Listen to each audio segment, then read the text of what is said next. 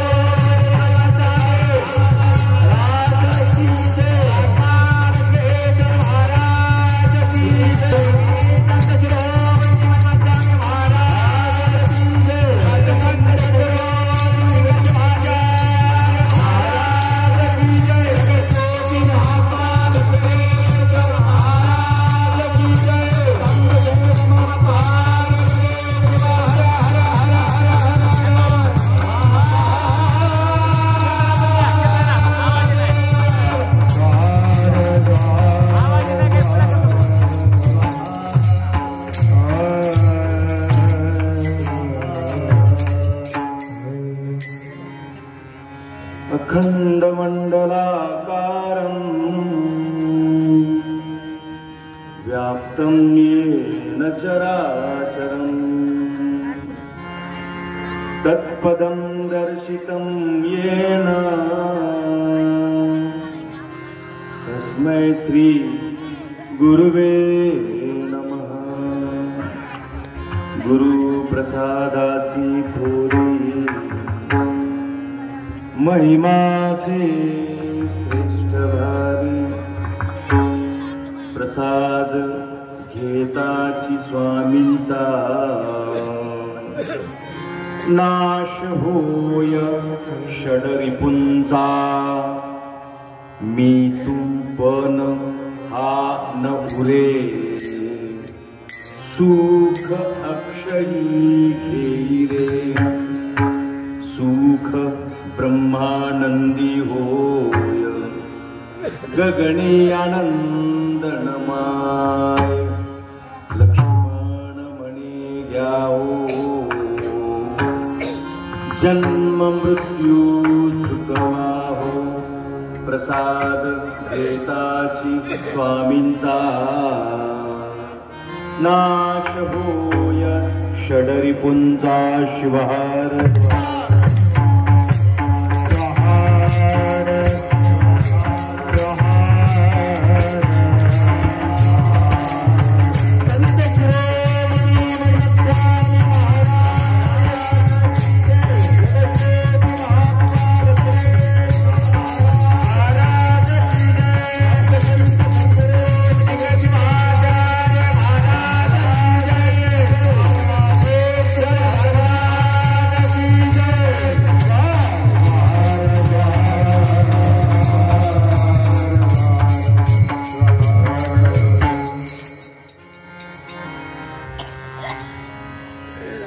आदियोगी आदिपुरुष विश्वातील सर्व धर्माचा धनी 84 सिद्धांचा मालक आदिनाथ भगवान भावनाथेश्वर लिंगायत धर्मपिता विश्वगुरु जगज्योती महात्मा बसवण्णा शिवयोगी संत शिरोमणी मन्मथ माऊली युग निर्माता युग प्रवर्तक राष्ट्रसंत सद्गुरु डॉक्टर शिवलिंग शिवाचार्य महास्वामीजींच्या मंगलमय चरणी अनंत प्रणिपात करतो। मन्मथ जन्मोत्सवाच्या अनुषंगाने आयोजित शिवकथा आणि शिवनाम सप्ताहाच्या आजच्या प्रसादरूपी कीर्तन सेवेला घेतलेला अभंग लिंगायत धर्मातील मन्मथ परंपरेतील महान संत श्रेष्ठ लक्ष्मण महाराजांचा अभंग आहे। जगात देवाबद्दल वाद राहू शकतात, जगात देवाच्या स्वरूपाबद्दल वाद राहू शकतात, जगात देवाच्या आकाराबद्दल वाद राहू शकतात, जगात देवाच्या उपासना पद्धतीबद्दल वाद राहू शकतात, जगात देवाच्या व्रतवैकल्याबद्दल वाद राहू शकतात, पण जगात कुठेही गुरुच्या अस्तित्वाबद्दल कुठेच वाद नाही। ज्याचं अस्तित्व सर्वमान्य आहे अशा सद्गुरूंच्या प्रसादाचं महत्व वर्णन करणारा लक्ष्मण महाराजांचा अत्यंत महत्वाचा असा अभंग याचे चिंतन आपण आजच्या कीर्तनात करणार आहोत। शिवहार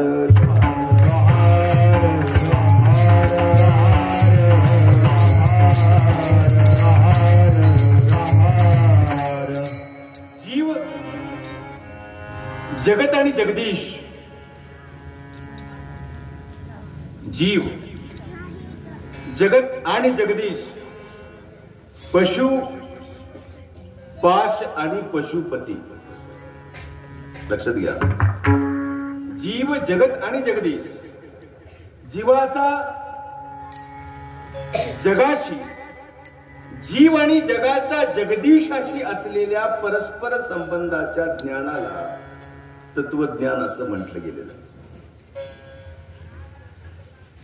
वास्तविक पाहता हे ब्रह्मांड जे निर्माण झालं ते स्फोट शास्त्रातून निर्माण झालं, जग निर्माण झालं। धूमकेतूची प्रचंड टक्कर झाली आणि ब्रह्मांड निर्माण झालं। आणि करोडो वर्ष धो धो जळणारी पृथ्वी नैसर्गिक स्थित्यंतरामध्ये हळूहळू शांत झाली, थंड झाली पावसामुळे. आणि या पृथ्वीवरती सगळ्यात पहिल्यांदा पहिला जीव जन्माला आला, त्याचं नाव आहे अमिबा. अमिनो ऍसिड म्हणतो त्याला, एक पेशी प्राणी. मी हे सांगतोय तुम्हाला उत्क्रांतीवाद, ह्युमन इव्होल्युशन. आणि हळूहळू जलचर तयार झाले.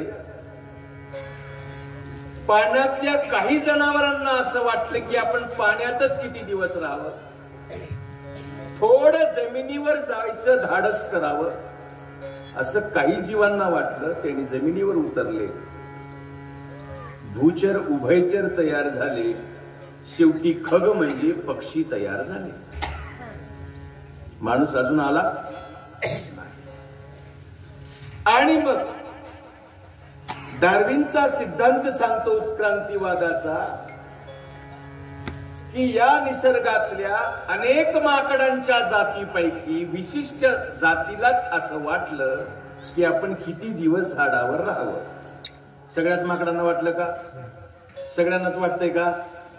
काहीच माकडांना असं वाटलं की आपण झाडावर किती दिवस राहावं, आपण थोडस जमिनीवर उतरावं, दोन पायावर थांबावं. त्या माकडांनी धाडस केलं. ती माकडं मग चार पायावरली दोन पायावर उभी राहिली. यालाही लाखो वर्ष लागली. उभी राहिलेली माकडं हळूहळू चालायला शिकली, चालता चालता पळायला शिकली, पळता पळता बोलायला शिकली. आणि हळूहळू झाडांची संपर्क तुटल्यामुळे त्या माकडांचं शेपूट गळून पडलं. आणि त्या माकडाचा काय झाला? माणूस झाला. आजही आपल्याला असलेलं माकड हाड सांगते की आपले पूर्वज कोण आहेत. माणसाला अस्वल हाड नाही, बैल हाड नाही, जिराफ हाड नाही, घोड्याचं हाड नाही, माणसाला माकड हाड आहे. माकड हाड सांगतंय आपला पूर्वज कोण आहे.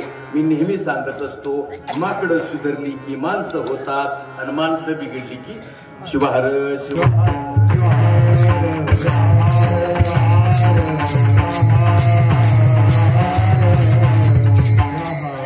जनावरातून आलेल्या पण जनावर नसलेल्या या माणसाला देवत्व प्राप्त करण्यासाठी धर्म नावाची व्यवस्था निर्माण झाली. धर्म नावाची व्यवस्था का निर्माण झाली? कारण शास्त्रानं एका विषयाची मांडणी खूप सुंदर केली.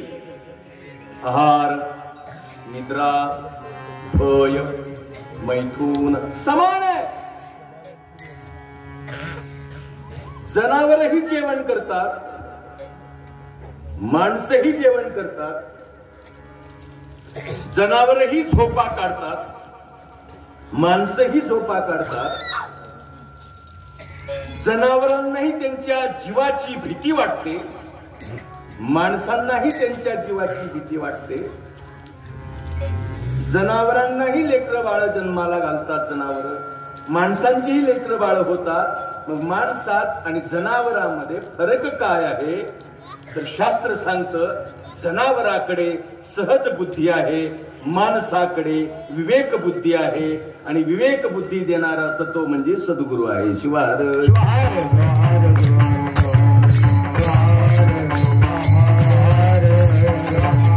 आणि जीवाला शिवस्वरूपाचा हा जो मोठा प्रवास आहे. मुळात माणसाचा जन्म मिळाला का? त्याचं उत्तर खूप सुंदर दिले परमरसामध्ये. त्या माझ्या मूळ स्वरूपा विसरुनिया जन्मखेपा. मूळ स्वरूपाला विसरल्या कारणाने आम्हाला पुनरपी जननम पुनरपी मरणम पुनरपी जननी जठरे शेनम यावं लागलं. आणि मग सुरू झाला सुख आणि दुःखाचा निरंतर प्रवास, हा निरंतर प्रवास थांबला पाहिजे. सुखही नको. आचार्य आद्य शंकराचार्यांनी सांगितलं, न पापम न पुण्यम न सौख्यम, काहीच नको. चिदानंद रूप शिवोहम शिवोहम. आणि ही अवस्था प्राप्त होण्यासाठी गुरु आहे. बघा, संत परंपरेचं सगळ्यात मोठं वैभव आहे. संतावरती बोलल्याशिवाय अभंगाचा खर तर प्रारंभच पाहायला नको आहे. संतांचा महिमा आघात, त्यातही महाराष्ट्र ही संतांची भूमी आहे, अलौकिक भूमी आहे. भारतात जन्म दुर्लभ आहे. दुर्लभम मानुषम प्राप्यम भारतम तत्र दुर्लभ. एकतर माणसाचा जन्म मिळणं अवघड, त्यातही माणसाचा जन्म भारतात मिळणं अवघड. आफ्रिकेत कुत्र जन्मलो असतो तर, कुत्र अजून दुसरीकडे जन्मलो असतो तर किती अवघड झालं. काहीच कळलं नसतं कोण माय बाप की कोण भाऊ बहीण की, काहीच पसता नाही कशाच. भारतात जन्माला आलो, भारतम तत्र दुर्लभ. पण भारतापेक्षाही महाराष्ट्रात जन्माला आलो हे आणखीन आमचं भाग्य आहे, कारण इथं संत परंपरा आहे. 12 ज्योतिर्लिंगापैकी 5 ज्योतिर्लिंग महाराष्ट्रात आहेत, हे आणखीन वैभव आहे. वारकरी संप्रदायाची समृद्ध परंपरा त्यात पुन्हा महाराष्ट्रात आहे, हे आपलं वैभव आहे. कारण संतांचं वैभव मोठं. मी नेहमी सांगत असतो, संत म्हणावं कोणाला. आज शिवयोगी संत शिरोमणी मन्मथ माऊलींची जयंती आहे. आपण भाग्यवान आहोत. आपण बालाघाटच्या दऱ्या खोऱ्यात जन्माला आलो. ते भाग्य लातूरवाल्यांना नाही मिळालं, पण तुम्ही भाग्यवान आहात. आता मीडिया काय म्हणते माहित नाही, पण मराठवाड्यामध्ये सगळ्यात समृद्ध आणि संतांची परंपरा असणारा जिल्हा कुठला असेल तर तो केवळ बीड जिल्हा आहे.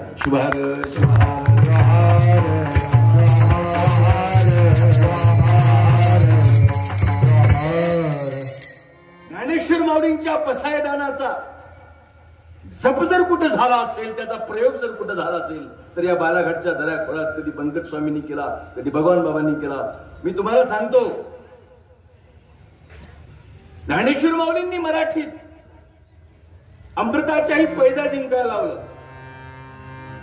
ये मराठीची नगरी ब्रह्मविद्येचा सुकाळू करी. माऊलींनी म्हणलं, मी ब्रह्मविद्या आणतो. कुठल्या भाषेत? संस्कृत मध्ये नाही, गिरवाण भाषेत नाही, लोकभाषेत.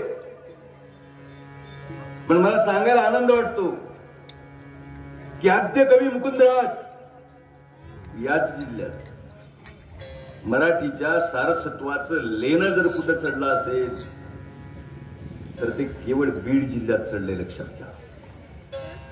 आणि ती परंपरा, त्या परंपरेमध्ये शिवयोगी संत शिरोमणी मन्मथ स्वामी, आणि आज त्यांची जयंती आहे.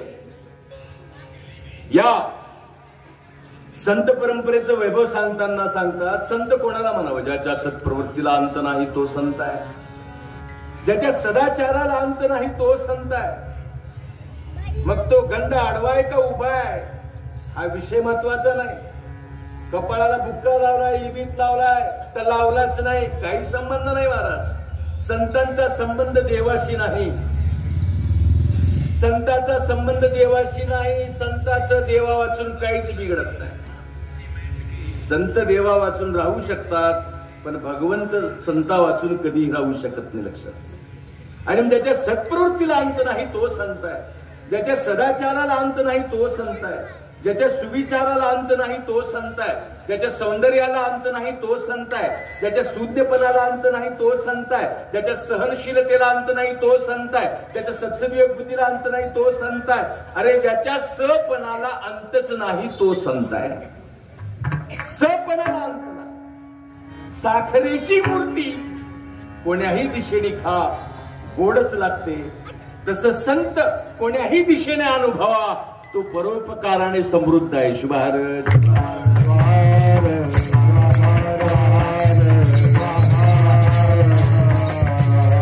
आणि त्या संतांचा वैभव आहे की त्याने अभंग रचले सामान्य माणसासाठी. संत परंपरेत द्या, गुरु परंपरेत द्या, एका गुरुचं एक छोटस उदाहरण सांगून आपण कीर्तनाला प्रारंभ करूया. मी प्रवासाला बऱ्याच वेळेस काशीला जाऊन आलो. काशीला होतो. काशीला एक संत होऊन गेले. त्यांचं नाव आहे संत रविदास. संत रविदास जातीनं चांभार होते आणि स्वतःचं काम प्रामाणिकपणे करणं हीच परमेश्वराची सगळ्यात मोठी पूजा आहे. बरं, देवाची पूजा ही मोठी कोणती? आता भावनातेश्वराची सगळ्यात मोठी पूजा कोणती? घरात सासूला चहा पाजवायचं नाही, सासऱ्याला जीव घालायचं नाही आणि इथं येऊन महादेवाच्या डोसक्यावर भडड जर पाणी वतलं तर भावनातेश्वर कधीही माफ करणार नाही. त्यानं मला बाई सोंग करते नाटक करते. स्वतःचे काम प्रामाणिकपणे करणं. संत रविदास जातीनं चांभार होते. स्वतःचं काम प्रेमाने करणं, समर्पित भावनेनं करणं त्यांचं काय. एके दिवशी संत रविदास गंगेवरती स्नानाला आले. घाटावरती स्नानाला आल्याबरोबर घाटावरल्या पुरोहितांनी, पंडितांनी, ब्राह्मणांनी, धर्मवर्तनांनी रविदासाला म्हणलं, रविदास तू चांभार आहेस, चालता होई तू, तुझ्या स्पर्शाने गंगा वाटेल.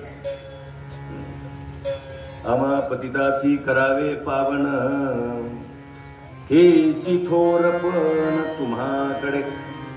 जी पतिताला पावन करते ती गंगा एका चांभार रविदासाच्या स्पर्शाने भ्रष्ट कशी होऊ शकते हा प्रश्न पडला.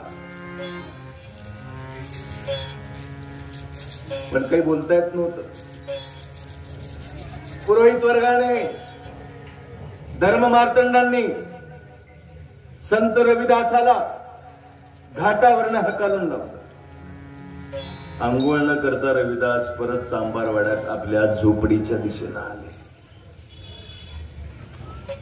एक दिवस झालं, 2 दिवस झालं, 3रा दिवस उजळला. रविदास काही गंगेवरती आंघोळीला गेलेच नाहीत.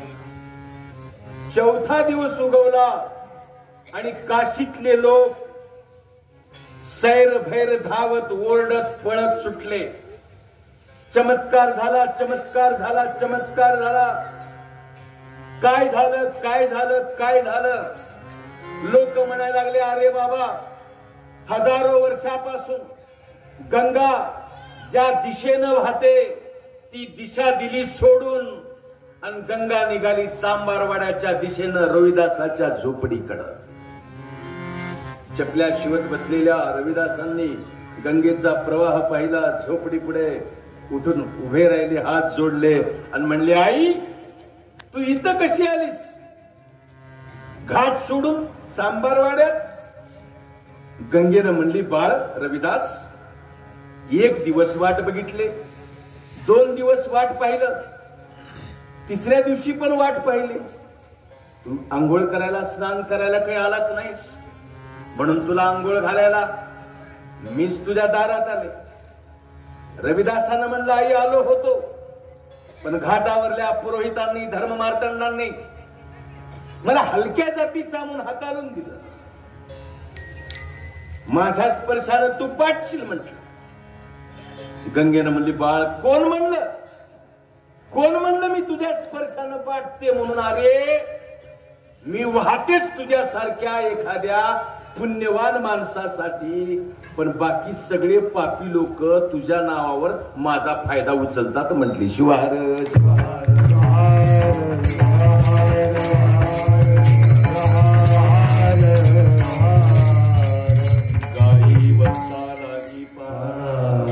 भस्म दिलंय का सगळ्यांना? भस्म वाटा सगळ्या, क्षीरपान सर्वजना.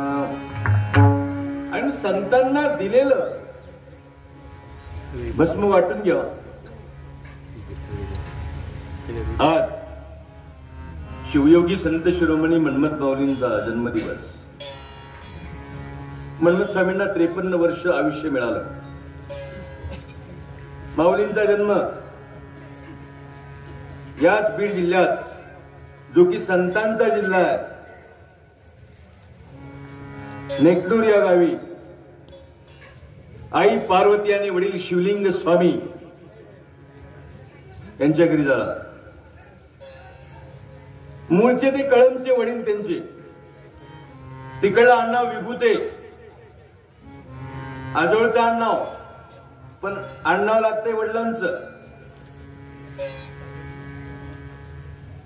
लग्नानंतरही 15-14 वर्ष लेकरू झालं नाही म्हणून आई वडिलांनी नवसास आयास केले. शेवटी माणूरच्या मठाची कृपा झाली. शांतलिंग शिवाचार्य, विरूपाक्ष शिवाचार्य महास्वामीजी माणूर आणि त्यांचे उत्तराधिकारी बसवराज स्वामी माणूरच्या गुरुमठाच्या सेवेतून, हरगुरूंच्या सेवेतून मन्मथ माऊलींना जन्म प्राप्त झाला आणि याच नेनगुरात जन्म झाला आपल्या परिसरात. बघा, 53 वर्षाच्या कालखंडात मन्मथ स्वामींनी खूप मोठ्या प्रमाणामध्ये विपुल संत साहित्याची रचना केली. पण संतांचा अभंगाचा धोका कायम प्रस्थापित वर्गाला वाटत गेला. लक्षात घ्या. तुकोबारायांना गावात हाकलण्यात आलं का? शस्त्र सापडलं का कुठलं त्यांच्यापाशी? का अवैध साठा सापडला त्यांच्याजवळ? समाजाचा माथा जाग्यावर यावा म्हणून गाथा लिहिला. तो माथा स्वतःच्या धडावर समाजाचं स्वतःचं डोकं राहावं, त्या डोक्यात विवेकवादी विचार राहावेत म्हणून गाथा लिहिला. शोषणमुक्त समाज जर निर्माण झाला तर विशिष्ट वर्गाची दुकानदारी मोडीत निघेल, म्हणून मग अशी माणसं गावात नको, गावातनं बाहेर घाला. त्याच परंपरेत मन्मथ माऊली, त्यांचंही साहित्य विद्रोही होतं. बार्शीला घोडक्यांच्या मळ्यामध्ये मन्मथ स्वामींचे साहित्य जाळण्याचा प्रयत्न झाला. त्यांनाही जिवंत जाळण्याचा प्रयत्न झाला. मन्मथ स्वामींवरती हल्ले झाले. मन्मथ स्वामींनी अभंगात लिहून ठेवलं, भस्मामी व्हावे हा निंदकाचा हेतू, परी झाले व्यर्थ श्रमतयांचे, ज्ञानाग्नीने आम्ही जळलो, काय करील काळा गणी रूप. आणि त्या मन्मथ माऊलींनी परमरहस्याची निर्मिती केली. त्याच मन्मथ माऊलींनी गाथा रचला आणि सामान्य माणसाला शिवभक्ती शिकवली. आम्ही म्हणतो समाधी महास्थळी सर्प व्याघ्रांची जाळी, निर्वैर श्वापदे समदृष्टीने निहाळी. समदृष्टीने निहाळण्याचा संदेश देणाऱ्या शिवयोगी संत शिरोमणी मन्मथ माऊलींची आज जयंती आहे.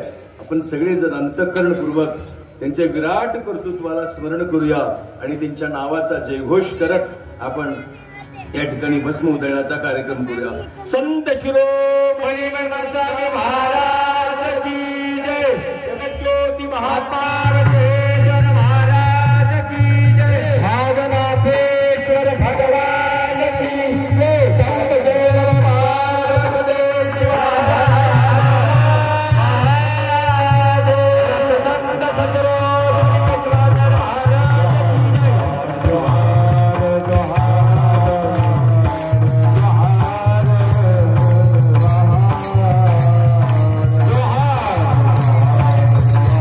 Hare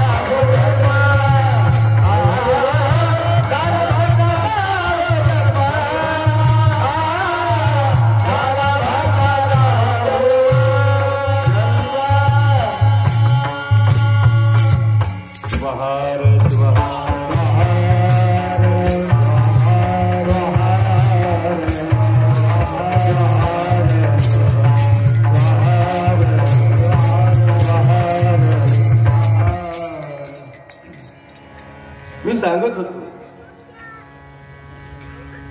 की जनावरातून आलेल्या पण जनावर नसणाऱ्या या जीवावरती प्रयोग करण्यासाठी धर्म नावाची व्यवस्था निर्माण झाली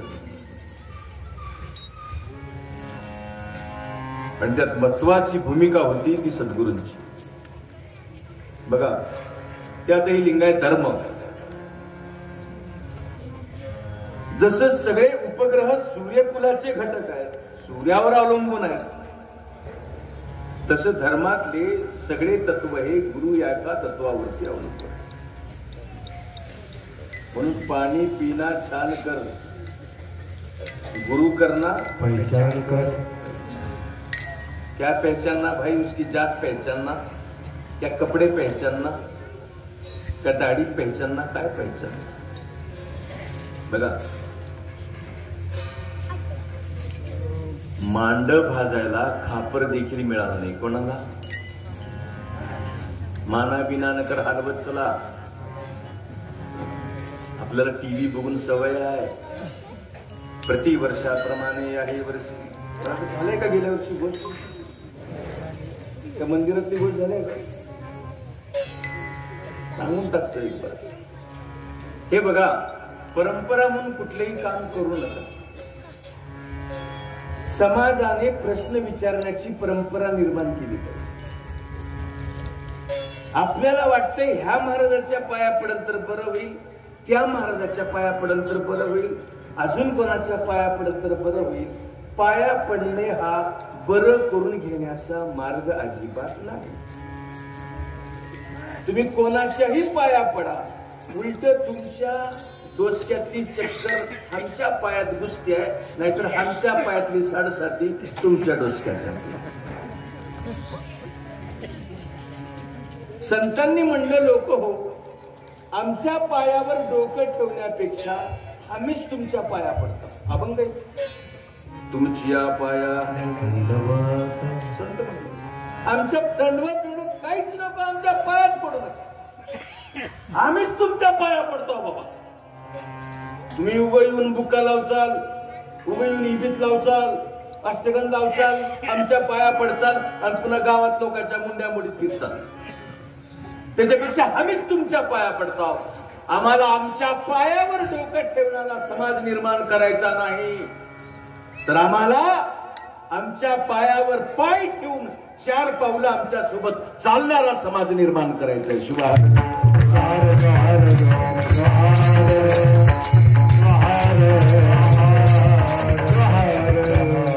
प्रश्न निर्माण झाला पाहिजे, समाजात प्रश्न निर्माण होत नाही.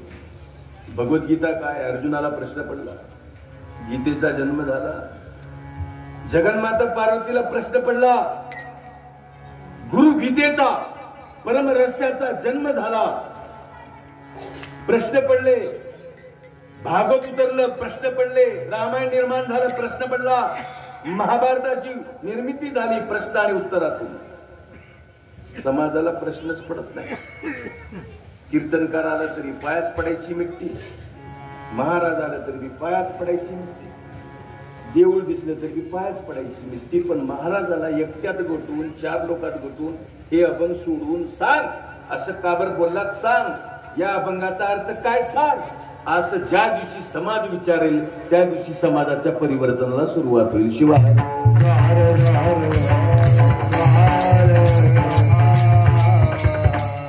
असं जे देऊळ होतं, गर्दी होती देवळामध्ये पाया पडायला लोक. करणारा हा समाज विवेक शून्य समाज परिवर्तन करू शकणार नाही. गुरु ज्ञानदाता आहे, गुरु दृष्टीदाता आहे, गुरु ज्ञान चक्षु देणारा आहे. आणि म्हणून संतांनी त्यांना आलेला अनुभव, गुरुचा प्रसाद नेमका काय आहे ते पहिल्या चरणामध्ये